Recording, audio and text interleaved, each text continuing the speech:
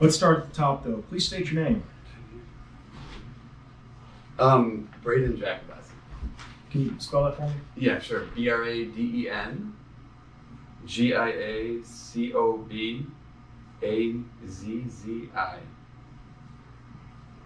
All right, I'm going to have to do that again. Giab. Cob. Giacob. Azzi. Double Z. Got it. Do you need my lanyard or not? No. Okay. Fine. You're a resident of Michigan, right? Correct. Okay. And for approximately how long? I mean, I've lived here since junior high, but I've been back and forth for college and some jobs, but at least probably 10 years. Okay. How many consecutive recently? So I lived in Orion for 3, and I was in. Sorry, I'm not from Michigan. So is Orion here in Michigan? It's like an hour and a half away. Yeah, it's north of here near Auburn Hills. Okay. Yeah. Probably consecutively 12 years. Okay. And you are over the age of 18? Correct. Okay. And did you personally witness all the events we're going to talk about today? Yes. Great. Okay. Where were you on November 3rd? So I was only there on Wednesday. I was only at Cobo on Wednesday. On November 4th? Yes. Okay. And you were where again? At Cobo, or TCF Hall downtown in Detroit. Okay. So I got a note. So what happened was I went to bed at like 4:30 in the morning on election night, and it looked like Trump was up by like 9 or 10 points, and it looked like he had a solid victory, and I thought, okay, well, that was it. And I woke up, he was losing, and I had a message on my phone from one of the political groups that I am subscribed to on Facebook, and it said Trump. Not Trump, but they found like 35,000 ballots. We need people to come down here now to help validate this process. And so I'm not part of the GOP. I'm unaffiliated. Okay. But because I saw the message from them, that's where I went to get my lanyard and get certified to go in. Okay. What time did you get there? It was late morning sometime, probably around 10, 11, something like that. I'm going to say 10, probably. Okay. What time did you leave? I was escorted out around 8:30, so I was there for maybe 10 hours. Maybe 9, 10 hours, something like that. I don't know. I wasn't looking at a clock. You said about 8:30? Yeah. At 39? Yeah. Okay. And what was your role when you were there? So I was there as a ballot challenger or a poll challenger. Okay. What did you witness when you got there? So when I got there, the first thing I witnessed that was odd was that when I walked in, the lady that checked me had a Black Lives Matter face mask on, and when I got inside, they checked my affiliation and everything, and I signed in, and immediately you could sense that it was tense in there, and that there was contention when the people saw the GOP lanyard with several people, not everybody. When I first got in, I was near the front of the room. I can't remember what table, and I'll get to that later. But it went pretty well for a while. There was contention. It was contentious when they saw me come up because they didn't want me looking at the table. But I'm a pretty calm guy, and we worked it out. And my job was to look at the ballots and just make sure that numbers matched each other. On most of the ballots, unless it was a military one, I couldn't even see who was being voted for. Okay. Right. All I was doing was trying to see if the names matched and if the numbers matched. A lot of the times you couldn't see the name, it was going so fast, but I could check the numbers and see what I could see. And so I would step in, try and look at the envelope, try and look at the ballot, make sure things matched, and do things like that to try to make sure that the process was going properly. And were you supposed to be able to see that information? Yes. Yeah, we were told by our lawyers that we were supposed to see it. However, whenever you go to a new table, it was like nobody had informed the people at the table, and they would always challenge you and try and tell you to stay 6 feet back, stay 6 feet back. And as the day wore on, a couple hours in, I was moved to another table, or I chose to move to another table because there weren't a lot of people in the back, and I had another guy fill mine. And during the afternoon, at some point, there was a ruckus, and I was in the back, and I came up front, and all the doors had been locked, and the windows were being boarded up. People were locked out, and they were pounding on the windows. And I was told that somebody had come in and said there was something about COVID and there were too many people in here, and everybody had to go. And so from that point on, I could tell that something was odd about this, but I went back to my tables, and throughout the day, it was more and more contentious with the people that I would sit at the tables with. I would try and step in, and immediately throughout the day, I'm not going to say not everybody was like this. It was many, maybe most, but definitely many. Many of the people running the tables, as soon as you would step in, they would wield COVID as a weapon in order to force you to stay away from the table.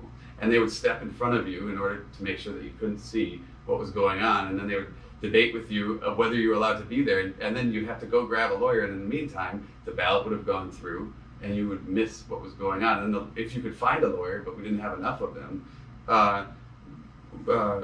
then he would come over and explain to them that that's what was supposed to be happening, that it was my right to do that. Now, throughout the day, you would hear the entire room erupt in clapping and laughter and snide remarks, curse words at certain tables. And I wondered why that was, and I asked somebody, and I was like, what's going on? Why is that guy being called out? And it was because he was a GOP staffer or a GOP challenger, and they found a reason to kick him out. What I experienced throughout the day was, it was like they were professional agitators trying to come into your space and get you riled up so that you would give them an excuse to be kicked out. And all that you were trying to do was look at the ballot that was in front of you. But because when you're 6 feet away, you can't read what's on the ballot. So you were prevented from seeing many Multiple ballots. times throughout the day. And I heard many stories from other people that that's what they were experiencing as well. And throughout the day, you would hear these uproars of cheering and laughter and all that. You're in a room that's supposed to be unbiased, and these people at these tables are handling probably the most important thing that happens in this country, and they all seem to be on one side. They all seem to be ready to cheer as soon as a GOP staffer is kicked out of the room. And everyone that I saw got kicked out of the room seemed to be a GOP staffer. Did you see any Democrats get kicked out? No. Okay. No. In fact, I would see multiple Democrats at a table and nobody would yell at them. Right? The limitation was one conservative, one GOP staffer. But by the end of the night, I mean, there could be multiple Democrats at a table, and in addition to that, there were these independent, quote unquote, lawyers that were there. And so I would start up casual conversations with them and say, okay, cool, where are you from? There were lawyers and then law students. And they would say, oh, I'm an independent, whatever. And I would say, oh, well, what do you like to do? Or what are you going to law school for? Where do you want to end up? And invariably, they would give me an answer that suggested that they were a far leftist. I remember multiple people telling me, I can't wait to go to Seattle and work on behalf of people in the Chaz Chop in that kind of a vein. I remember talking to another independent saying that she liked the viewpoints that were going on in Brooklyn because they were very progressive and things like that. And they liked the idea that you wouldn't prosecute people for rioting, right? So that suggests that they are far leftists, posing as independents. And I met probably 10 or 12 people like that were all claiming to be law students or lawyers or independents of some kind. Okay. But that's kind of an aside. I just was curious. Did you point out that Chaz Chop in Seattle was shut down months ago? I'm the one that brought up Chaz Chop. I said, oh, well, what do you think of Chaz Chop? Oh, okay. And then they would say, oh, I think that was really great. Oh, okay. I'm sorry if I didn't make that clear. Yeah. I got it. Yeah. I mean, I was just having a casual conversation trying to understand what does an independent mean here? Because there certainly weren't a lot of GOP people. That was another thing I noticed from the beginning, was that we were understaffed to begin with. And as the day went on, because the doors were locked, the windows were boarded up, they weren't letting people in or out, it was like they were picking us off. Mm-hmm. And as the day went on, there just weren't enough of us to man the tables. I'm told there's 160 tables in there, or sets of tables, 160, 166, something like that, right? And throughout the day, we would just lose more and more people. And so by the end of the day, I was trying to run between multiple tables. And I was in the back of the room on the right in the 80s section, the 86, 87, 81, around that section. And those tables were very contentious. They would try and hide the ballots. They were frustrated that you were even there. They were kind of insulted that you even questioned what they were doing. They look at your lanyard and roll their eyes, right? Why are you here? And eventually I was able to make a rapport with most of them. But by the end of the night, I was at, I believe, table 86 or 87, and they, at this point in the night, for some reason, they got a stack of ballots that it was about 35 of them. I counted them quickly on the table. There was about 35 total, and they had a pink sticker on them, and they were challenge ballots of some kind, but they were counting them anyway. And you could see on the computer screen that they were just entering in a birth date of 1/1/1900 for all of these ballots. And so I said, He's the ones with the pink sticker? yeah. And so I told them, what are you doing? What's going on here? I wasn't told that this was okay. And how do you know that this is the person that he says he is? What are you checking it against? And for doing that, I was rewarded with somebody yelling at me about COVID. Don't be close to the table. Get away from us. And then it was the end of the night, and there was something about this table that was special to these people. I don't know, but I was swarmed by about 5 or 6 people that all appeared to be leftist operatives, and I got shouted at and yelled at by multiple people. Right, saying, get out of here, COVID this, COVID that, your mask isn't on right, don't hold your pen that way in front of me, because it's dangerous, all kinds of nonsense. And I said, excuse me, sir, I have the right to be here, I need to be able to see the ballot. That's all I'm trying to do here, right? I'm just trying to do my job here, and I know that you're trying to do yours, but I need to step up here 6 feet, 6 feet, it was just 6 feet every time. And so Andy, who you'll probably see in a minute, he went and got a lawyer for me, thankfully.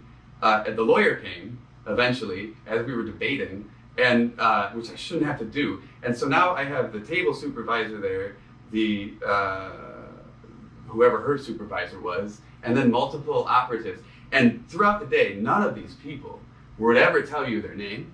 They would never tell you their affiliation. They would never tell you if they were Republican, Democrat. So you never knew, even though there was supposed to be a Republican or a Democrat at each one of those tables, no one would ever tell you. They would stonewall you. But they would always ask you who you were and force you to show you the lanyard, which I had no problem doing, so I did. But there was a clear one-sided view from all of these people, and we were the enemy to them. So were the lawyers required to have credentials? Everybody had some kind of a lanyard on. Okay. Right? Yeah, but I don't know what was on it really. What about these independent guys that you kept running? They had into? some kind of lanyard on as well. There were law students from U of M. I know I spoke to several of them, and actual lawyers as well. Okay. At least that's what they claim to be, right? I mean, how would I know? But yes, that's what they claim to be. So at this table, one of the other things that happened at the same table was that there was a mismatched ballot, and so the number on the envelope did not match the number on the ballot. Now, I'm an unaffiliated guy, and I'm not a GOP member. I only had the lanyard because that's how I got trained, so that's how I went in. You were trained by the GOP? Yeah, so I was trained by the GOP to do what I was doing there that day. But I couldn't see whose ballot it was. I couldn't tell if it was a Trump or a Biden ballot anyway. So I was challenging it was an honest challenge because I couldn't even see who that ballot was for. And the numbers didn't match. And so I said, so I let it go through because I wanted to see if they would pass it through and just let it go. The manager of the table wasn't there supervising the people at the table. And so I knew I wasn't supposed to talk to anybody at the table, but I said, hey, can you hold on to that until your manager gets back because it's mismatched, because otherwise it would have gone through. And immediately I got the COVID thing. I got you're trying to kill my people here, and then all of a sudden the manager shows up and there she is ready to yell at me too. And then I'm saying, look, it's just a mismatched ballot. I don't even know if he's doing it on purpose. I'm assuming it's just an accident. I just needed to check this.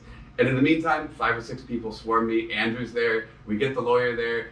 The guy pushes me a little bit, gets me away from the table, says 6 feet, sir, 6 feet. This is the manager's manager now.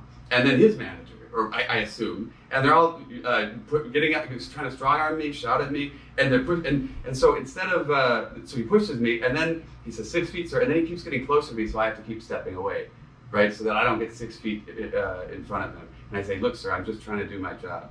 And the lawyer comes and he says, he's just trying to do his job. Everything he's saying is right, sir. The lawyer is telling him this. And he starts arguing with the lawyer as though the lawyer doesn't know what he's doing. So these people were intentionally lying to everybody at the tables all day long about this COVID thing and how you can't step up to the table all day. And even when a lawyer was there, they'd still argue with them. So while they were doing that, ballots were going through, and I said, look, you guys debate that. I'm going to step up and look at this last ballot because there's another one coming in and I need to look at the numbers. So I looked up, and that was when he said 6 feet, get away, and he started he pushed me back, and then it was like he kept coming at me, and he said, you know, something about playing with him, and something to the effect of, I will kick your ass, or I will kick you out of here. Who said that? The supervisor. He was like a 5'10" black guy, and I said, "Are you?" And I said, "Are you threatening me?" And nobody seemed to hear me say that or him, and so I said it louder. I said, "Are you threatening me?" And he repeated it a couple times. You know, I will kick your ass, or I will kick you out of here. And he was like waving down a cop to come over, and then the cop came over, didn't question anything, which it seemed to be the MO for the whole day. And then I peacefully went out. I peacefully got escorted out. I grabbed my jacket. I told Andrew, "Hey, here's my number. Here's my paperwork." So I don't have any paperwork to show what I did. I don't have any video or photo evidence because they said they'd kick us out if we did any video or photo. Do you have your credential? Yes, I have my credential.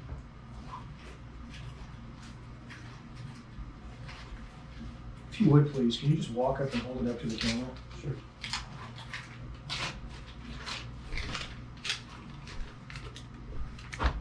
Can you? Oh, yeah. I guess yeah, that should be perfect. I'll take another snapshot when we get done. Okay. So I think I'm trying to remember if I'm forgetting anything.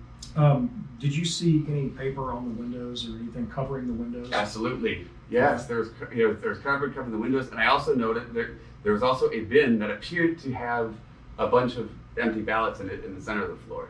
Okay. And it seemed odd, but I didn't question it because this is my first time doing this stuff, and it seemed weird, and it seemed kind of stupid. But who am I to question the process? Mm-hmm. And so that was another thing that I noticed as well. Were those ballots being guarded? No, I don't remember that. I don't think so. Okay. Or if they were, it wasn't obvious. Or Okay. Anything else you want to tell me? just trying to walk through the sequence of events. I think that kind of gets it. I think the most telling thing was the way that the whole place would cheer as if on cue every time one of us would get kicked out. And when I got kicked out, the same thing happened. The whole room cheered, clapped, said snide remarks, and said, "Yeah, get him the hell out of here, fuck that guy," stuff like that. And then I was out. Did you feel intimidated when you were there doing this? Absolutely. That was the entire goal of some of the people. Not everyone, right? There were, like I said, one of the first tables I was there, they were contentious at first, but then it was fine. We were good for an hour or two. And then, depended on the table you were at, and it seemed like it was much worse in the back. And it seemed like there was a lot of intimidation going on there, not just from the people at the table. There was a Democrat operative that came up to me and said, "Who are you? What do you think you're doing here?" And I asked him, "Oh, who are you? What is your name?" I don't have to tell you anything. I don't have to tell you anything. And that was the MO for the whole day. I don't have to tell you anything. I don't have to tell you who I am. I don't have to tell you my affiliation, but you have to tell me everything. Who are you? And that's how it was all day. Hmm. How many times do you think that happened to you? Which part? How many interactions, like you just described, where people were coming and Several interrogating you? towards the end of the day that I was there at those rear tables. Okay. Roughly, how many times did that happen? Half dozen, somewhere in there. Okay. All right. Anything else you want to tell me?